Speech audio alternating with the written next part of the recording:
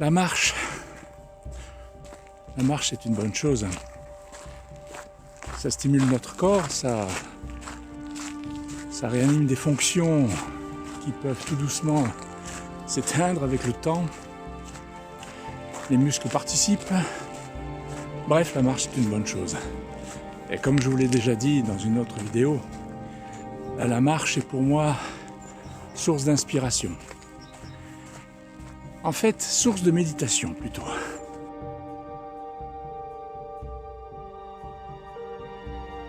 Je m'inspire dans la marche du Nouveau Testament et de l'Ancien Testament, que l'on nomme la Bible. Et en lisant ces textes, en marchant, parfois je les lis avant et je les médite en marchant, ou je les lis sur le moment en marchant. Ce que j'ai fait aujourd'hui, je l'ai lu. Et c'est toujours une bonne stimulation pour l'esprit, mais pas que ça. C'est aussi une communion. Je communie avec le Seigneur. C'est important. Je parle au Seigneur. Est-ce que vous avez déjà parlé au Créateur? Est-ce que vous lui parlez? Pour la plupart d'entre vous, ceux qui m'écoutez, certainement une fois, de temps en temps. Et c'est important. Parce que je peux vous dire une chose. Le Seigneur, il écoute. Il écoute et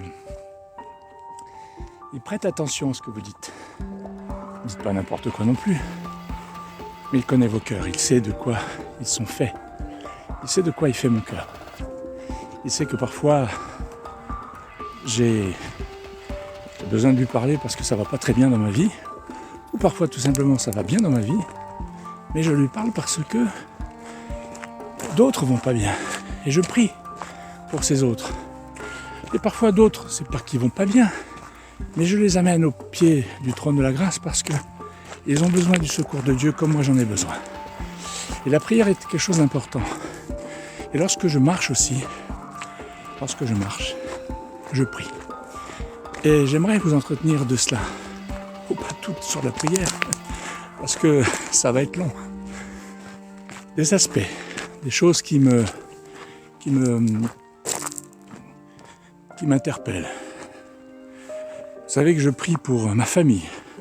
Dieu a mis dans mon cœur, depuis un certain nombre d'années, depuis 4 ans, moins, voire plus, 5 ans, de prier systématiquement pour ma famille tous les jours, pardon.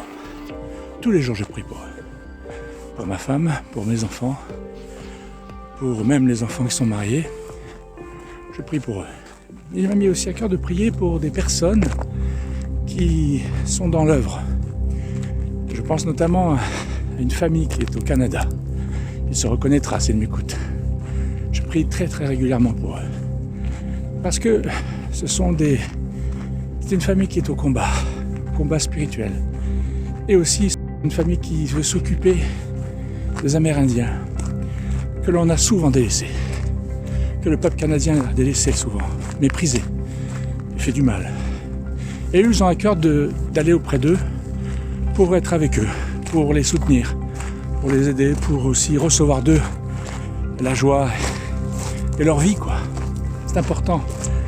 Et prier le Créateur pour que ces moments-là soient bénis de lui, pour que tout ce qui est fait, l'œuvre du missionnaire, l'œuvre de ces Indiens qui vivent avec le Créateur, ou qui cherchent le Créateur, que tout cela qui sera fait soit béni de Dieu. Et je crois fondamentalement que Dieu veut bénir. Et c'est pour ça que je prie. J'intercède pour eux. Et il y a d'autres familles, d'autres personnes que j'ai à cœur. Ceux-là, je les ai nommés parce qu'ils me tiennent particulièrement à cœur. Mais je prie aussi pour l'Église. L'Église dans laquelle je vais, une église où il y a des hommes et des femmes que nous connaissons. Nous nous connaissons les uns les autres. Chacun vit sa vie, il y en a qui travaillent, d'autres sont à la retraite. Qu'importe, ils ont besoin d'être soutenus par la prière, comme moi j'en ai besoin. Je sais que parmi eux, il y en a qui prient pour moi, pour ma famille. La prière, voyez-vous, c'est un élan vital. Un élan vital pour être au contact avec le Seigneur, connaître sa volonté et surtout essayer de trouver la voie qu'il veut nous donner et aussi d'accomplir sa volonté. Quand on accomplit la volonté de Dieu, quand on suit ses commandements, les commandements de Jésus-Christ qu'il nous a donnés, nous avons quelque chose de très particulier qui est là, c'est le Saint-Esprit qui va animer nos vies, qui va les transformer, qui va les changer et qui va nous faire découvrir ce qu'on ne voit pas naturellement, le ciel, ce qui se vit dans le ciel, ce qui se vit en Dieu, avec Dieu. Et la prière est le chemin qui nous y conduit.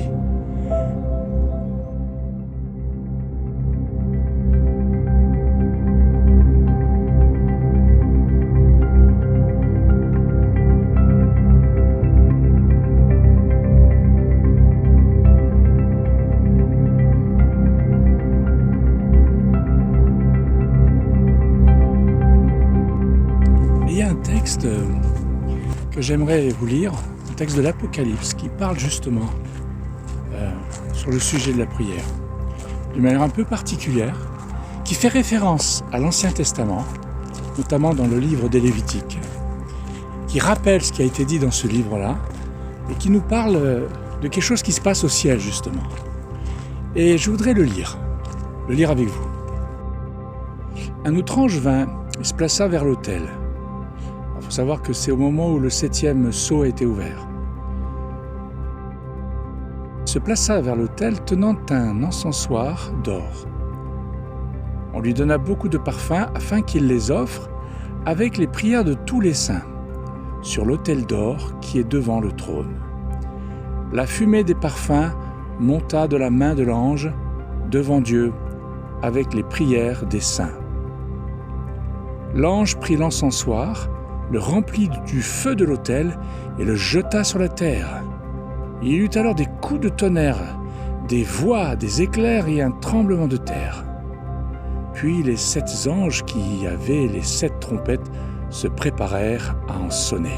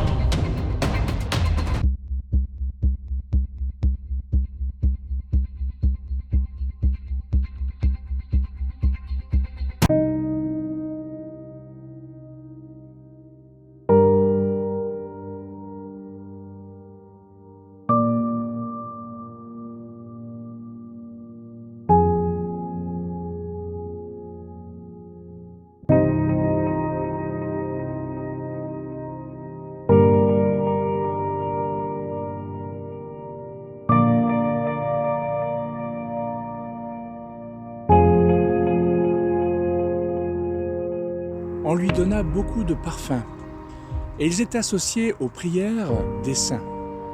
Et cela a été jeté sur l'autel des parfums. Alors l'autel des parfums nous rappelle, il faut aller voir justement ce que je disais tout à l'heure, le Lévitique. Et dans le Lévitique, vous avez à un moment donné un texte qui parle de l'autel des parfums, qui était dans le lieu saint, juste en face du voile. Et si on enlevait le voile, il y avait derrière la présence de Dieu qui était entre les séraphins et l'arche de l'Alliance, dans lequel il y avait les lois, les 10 commandements et le bâton de Moïse.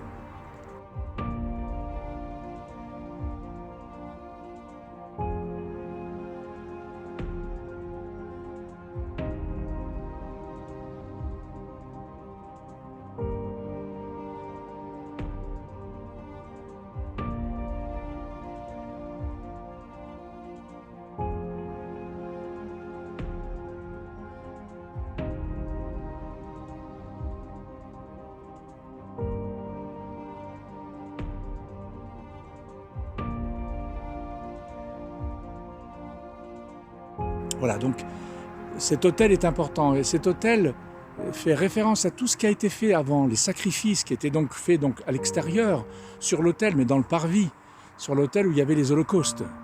Tous ces holocaustes étaient faits et il y a un lien entre ces holocaustes qui ont été faits et ce qui a été positionné là sur l'autel des parfums et on faisait brûler de l'encens, des parfums.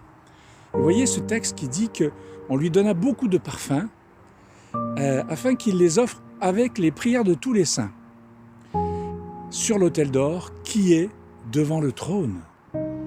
Ça reprend vraiment ce qui a été dit dans Lévitique. Et pourquoi tout cela? Et la fumée des parfums monta de la main de l'ange devant Dieu avec les prières des saints. Vous imaginez? On n'imagine pas en fait. On n'imagine pas ce que ça représente. Les parfums, je pense, représentent tout ce qui concerne la louange. L'acclamation, la louange, l'adoration de toutes les créatures, des saints, des chrétiens, des juifs qui croient au Messie, enfin de toute personne en fait qui loue le Seigneur, quel qu'il soit en fait, qui le loue vraiment de tout de leur cœur et selon la vérité de Dieu.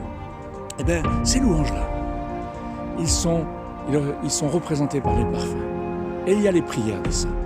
Ces prières-là, ce sont des prières pour d'autres personnes. Ils prient pour d'autres personnes. Ils prient pour que le plan de Dieu s'accomplisse. Ils prient que l'Éternel, le Seigneur, soit reconnu sur cette terre et que toute créature dans le ciel et sur la terre le loue. Ces prières-là sont très importantes, elles sont bénies de Dieu. Elles sont d'une très grande valeur. C'est pour ça que je crois que la prière dépasse une simple requête, une simple demande. Certes, on passe par là, mais c'est une demande qui va au-delà. Elle est l'écho de ce que le Seigneur veut mettre dans nos cœurs. Et nous avons vraiment besoin du Saint-Esprit, de l'Esprit de Dieu pour que nous soyons en communion, en phase avec lui. Mais là, je voulais vous partager tout simplement comme cela, ce qui venait dans mon cœur et dans mon esprit. Voilà, à bientôt.